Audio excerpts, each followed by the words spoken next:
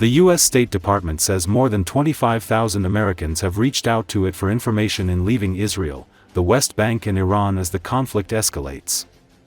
According to Associated Press Department spokeswoman Tammy Bruce told reporters on Friday that those people had sought information and support and seeking guidance on departing. She would not give a breakdown of where the queries had come from. The U.S. Embassy in Jerusalem has said it is working on possible evacuation flights and ships for Americans wanting to leave Israel. However, with the exception of one government flight on Wednesday that took out a number of non-essential embassy staffers and family members, no such evacuations have been organized. There are about 700,000 American citizens in Israel, the vast majority of whom are dual citizens who may not want to leave. There are several thousand Americans believed to be in Iran, most of them also dual citizens. While Europeans meeting with Iranian foreign minister yields hope of more talks. Britain's foreign secretary said after several hours of talks Friday between top European diplomats and their Iranian counterparts that the Europeans are keen to continue ongoing discussions and negotiations with Iran. Foreign Secretary David Lammy said the Europeans were clear in talks in Geneva that Iran cannot have a nuclear weapon. German Foreign Minister Johann Wadefuhl said that very serious talks were held Friday with Iran's Abbas Araghchi. The European ministers gave few details and took no questions. Thank you, ma'am. Thank you very much. Thank you. Thank you, everyone. All right, the U.S. Department of State has no higher priority than the safety and security of Americans. As we continue to assess and address the needs of U.S. citizens during this important time, I want to reiterate a few important instructions for everyone watching at home and around the world. We urge all American travelers to sign up for the Smart Traveler Enrollment Program, known as STEP, to receive the latest updates from the State Department. We also urge U.S. citizens to regularly monitor the department's website. So on the 25,000 that you said the State Department has provided information to, is that you? U.S. citizens in Israel and the West Bank who would like to receive information on departure assistance should fill out the form that this website will take you to. This crisis intake form will also allow U.S. citizens in Iran to register their information. We do not anticipate offering direct U.S. government-assisted departure from Iran. Americans seeking departure should take advantage of existing means to leave. The Department of State has provided information and support to over 25,000 people seeking guidance regarding the situation in Israel, the West Bank, and Iran. U.S. citizens who are seeking information on leaving Israel, the West Bank, and Iran? We are still in a dynamic where there are still hostilities, where there are still people in bunkers, where there is still a danger. Clearly, we've heard the statement from President Trump about his posture at this point. So we're still going to be careful for national security reasons, obviously, when it comes to what we can answer. So that's a number that I won't be able to give you today. Do you know how many of those 25,000 have then taken the information that they've been given or the guidance that they've been given and then left? There's data that I won't be sharing, and even in general, it's not data that I can share with you. The fact that we got the number from the team, I felt really excited about. Now you're making me feel like it's not so good. No, it is. It's a great number, but I will not break it down. Okay. I will not go into descriptions that highlight a situation or an environment within this region of conflict. I don't think it's wise. All right, thank you. 2 weeks. Why not send in a U.S. representative to join the Europeans with the Iranians in Geneva today? First of all, Geneva is a discussion involving the Europeans. Of course, we're working on many different fronts and have from the beginning here in leading the nature of finding a solution to this problem. And we certainly continue to. The President's made it very clear. As he has, again, not just about this issue, but every other war and conflict that he's trying to stop.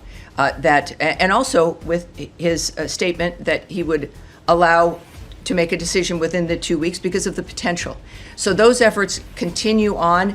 How we're pursuing those efforts are up to the President.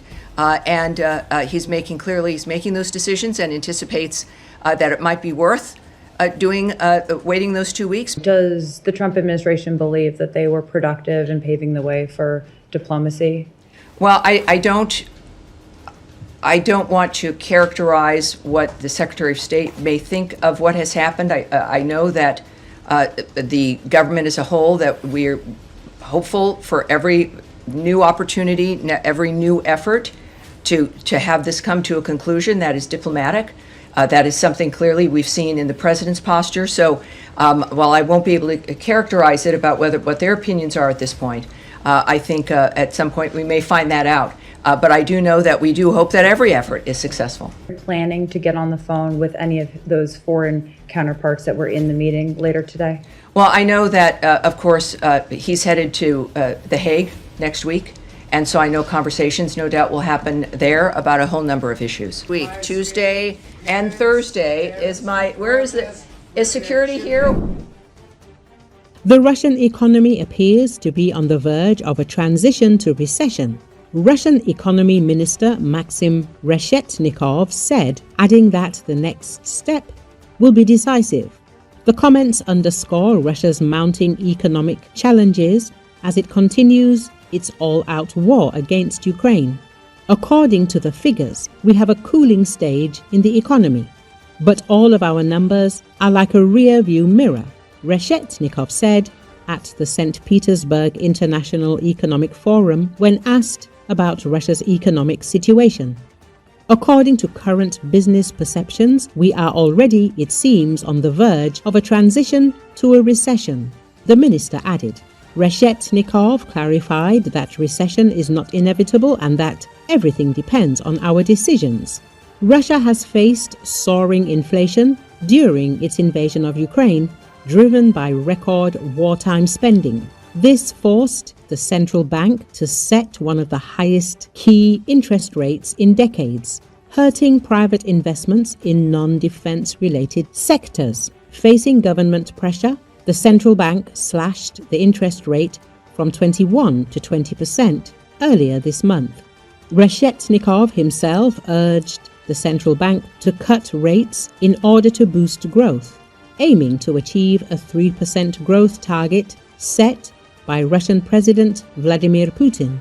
Russia has been forced to slash key projects across various sectors in the face of an economic slowdown brought on, in part, by plummeting oil prices. Major Russian exporters have also cut down on rail shipments of metals and oil products, even beyond earlier projected reductions. Earlier, Vitaly Shapran stated the budget that the Russians adopted does not demonstrate a margin of safety, but only puffs out the cheeks and creates the appearance of strength. To a certain extent, this is Moscow's show-off to force signing a peace agreement that is beneficial to Putin. After all, when it moves from the TV to the refrigerator, it becomes clear that this affects people's lives. We will now talk about taxes, inflation, and we will see that Russia is under pressure from economic problems. The fact that Putin does not declare a general mobilization and is ready to pay huge amounts of money to attract new mobilized people indicates that the regime feels insecure, the expert says. In addition, the war started by Putin's regime has once again demonstrated that there are significant conflicts in the Russian state vertical, and Putin is far from being the commander he wants to appear to be. For example, Transneft began to act at its own discretion. They did not like the 40% tax burden, and there are many such examples. Shapran emphasized that now only individual representatives of the system dare to criticize the government. According to him, while it is difficult to call such processes democracy, a certain manifestation of discontent is recorded. In business circles, they ask a logical question. Why was this war necessary, and could Russia do without Crimea, Donbass and part of the Luhansk region? The government is trying to maintain control, but discontent in the country is growing. Putin is afraid to declare mobilization, fearing an internal rebellion. not only among the population, but also among the oligarchs who once earned big money, but have now become isolated and persecuted by the financial intelligence of the US, Israel, and the EU, the experts say.